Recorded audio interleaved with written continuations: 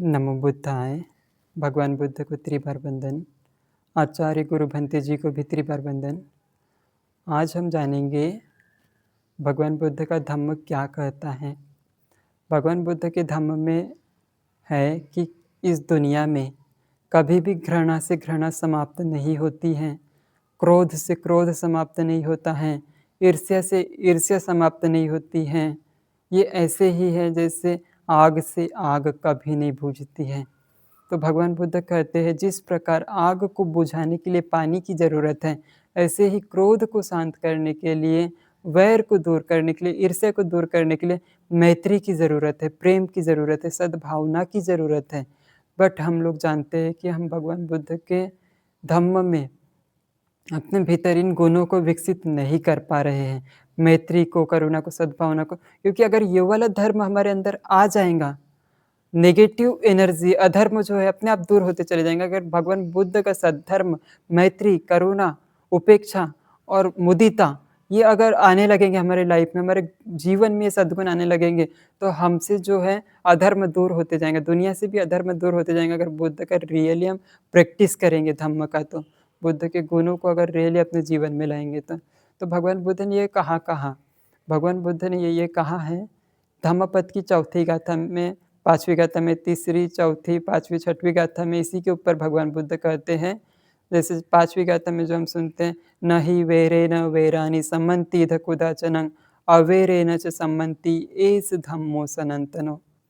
इस दुनिया में वैर से वैर कभी भी शांत नहीं होता, अवैर से ही वैर को शांत किया जा सकता है। अवैर से मतलब कि वैर को शांत करना है। वैर मतलब ईर्ष्या, घृणा, क्रोध, इन सब को शांत करने के लिए आपको अवैर यानी मैत्री, उसी के विपरीत अवैर यानी शांत मन से, वैर रहित मन से, मैत्री, प्रेम, करुणा से ही आप वैर को शांत कर सकते हैं।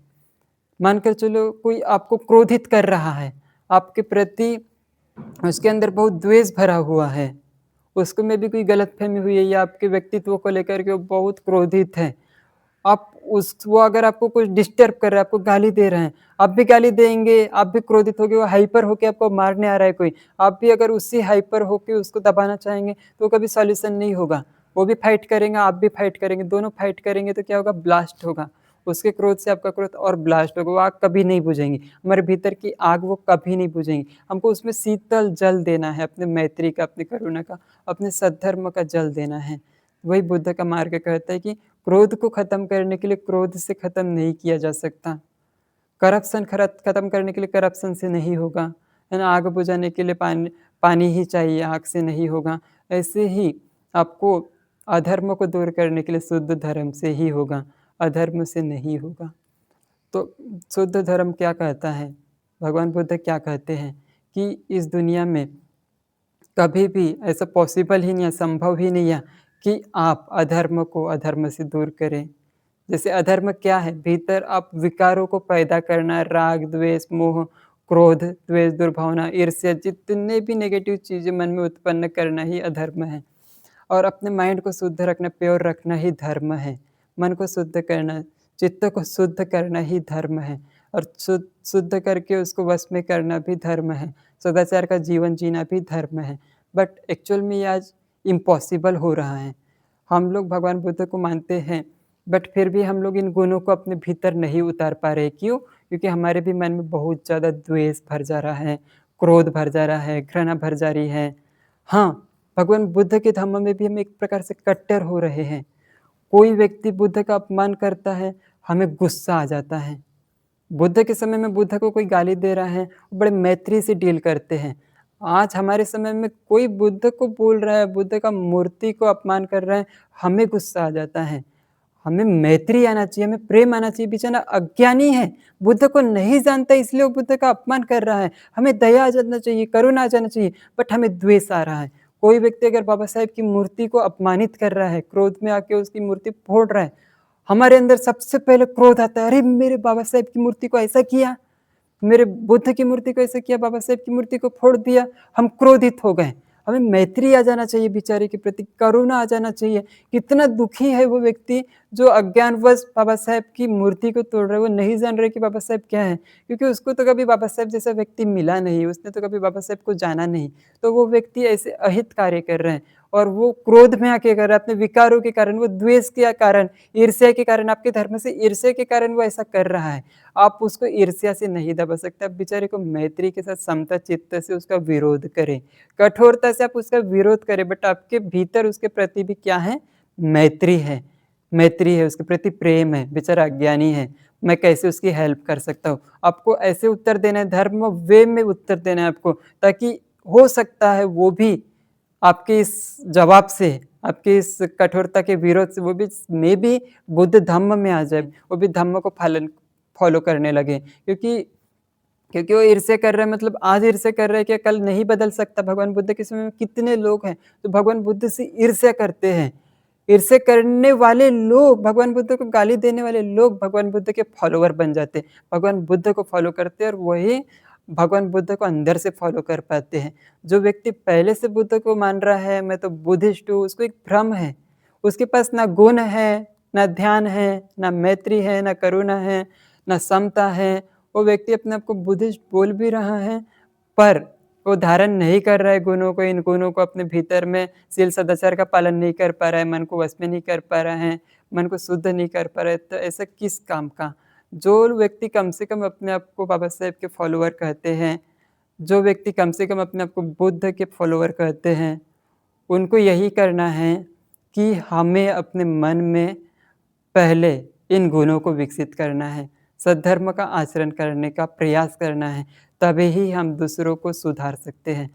हम खुद नहीं सुधरे और हम बोले कि पूरा भारत बुद्धमय हो जाए, पूरे लोग बुद्ध को जानने लगे और हम क्या प्रकट करें? नेगेटिविटी प्रकट करें। हम भी संप्रदाय बढ़ाने की बात करें, हम भी बुद्धिज़्म बनाने की बात करें, हम भी क्या है अन्य संप्रदाय के साथ चिपकाव पैदा करें, हम मानवतावाद को भूल जाएँ, हम वैज्ञानिक दृष्टिकोण को भूल जाएँ, हम शील सदाचार को भूल जाएँ, मैत्री करुणा को भूल जाएँ, तो ये इम्पॉसिबल है, इम्पॉसिबल है। आप खुद ही सोच कर देखो, कोई व्यक्ति आपको गाली दे रहा है, आप पलटकर दूसरी गाली देंगे, आप भी फायरिंग करेंगे, वो भी फायरिंग करेंगे। आपने किसी को आपको किसी ने गाली दिया, आप भी हाइपर हो गए, मेरे को ऐसा बोला, मेरे को ऐसा बोला, आपने भी चिंतन शुरू कर दिया, आप डायरेक्ट हाइपर होकर के ब्लास्ट करोगे, आप कभी भी शांत नहीं होंगे।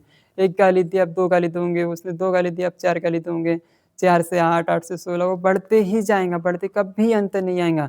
बट एक व्यक्ति अगर शांत होकर के कठोरता से, समता से उसका विरोध करे, तो वो भी शांत हो जाएगा, उसको भी सेम फील होगा, उसको भी शर्म आएगा अपने आप पर कि मैंने क्या सोच कर ऐसा किया।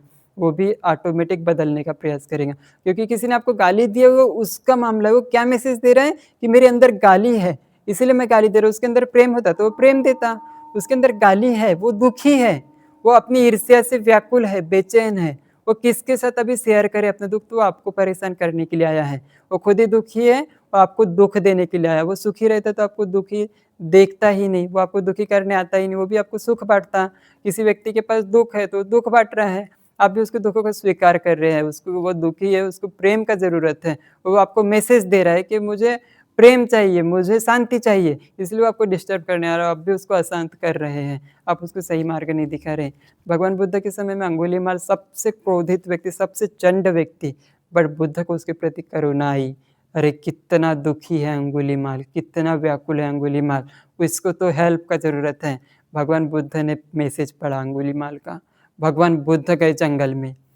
भगवान बुद्ध गए जंगल में जब 999 लोगों को मार दिया जो अंगुली काट के गले में लटका रहा है। उससे पहले 1000 लोगों को ऑलरेडी मार दिया, बट कोई प्रूफ नहीं था। उनके गुरुजी ने बोला और आप प्रूफ लेकर के भी वो एक-एक अंगुली काट के गले में डाल रहा है। ऐसे 1999 लोगों को अंगुलीमाल मार रहे हैं। ऐसी ये कहानी अंगुलीमाल की, और अंगुलीमाल के प्रति भगवान बुद्ध को करुणा जागी उतने चंड व्यक्ति को, तो हमको भी कितनी करुणा, हम हमारे अंदर कहाँ उतनी करुणा है। हमको मन को उतना शुद्ध करना ही होगा। अगर भगवान बुद्ध के धर्म में आगे बढ़ना है तो हम हमारे भीतर मैत्री को, करुणा को, सद्भावना को लाना ही होगा और मैत्री से ही हम अपने भीतर धर्म की रक्षा कर सकते हैं। और जब अपने भीतर धर्म की रक्षा करेंगे तो धर्म हम हमारी रक्षा करेगा। तो बुद्ध कहते धम्म हवे रक्षति धम्मचारी। धम्म की जो रक्षा करता है वो धम्म उसकी रक्षा करता है। धम्म की रक्षा करना मतलब अपने शील सदाचार की रक्षा करना, अपने भीतर राग द्वेष से दूर रहना और अपने आप को धर्म में लगाए रखना। धर्म के लिए आप फिर जो भी काम करेंगे शुद्ध मन से करेंगे तो सक्सेस ही होगा। आपको प्रकृति भी मदद करेंगे बट आप अशुद्ध मन से कोई भी कार्य करेंगे तो वो कार्य कभी सक्सेस नहीं होगा। तो आपको याद रखना है कि हमें प्योर मन से, शुद्ध मन से कोई भी कार्य करना है, अवैर मन से नहीं। जितना हम बोलेंगे कि उसने मुझे गाली दी, उसने मुझे लूटा, उसने मुझे हराया, ये चिंतन जैसे ही चलते रहेंगे कभी वैर शांत नहीं होगा, अवैर से ही शांत होगा। आप सबका मंगल हो।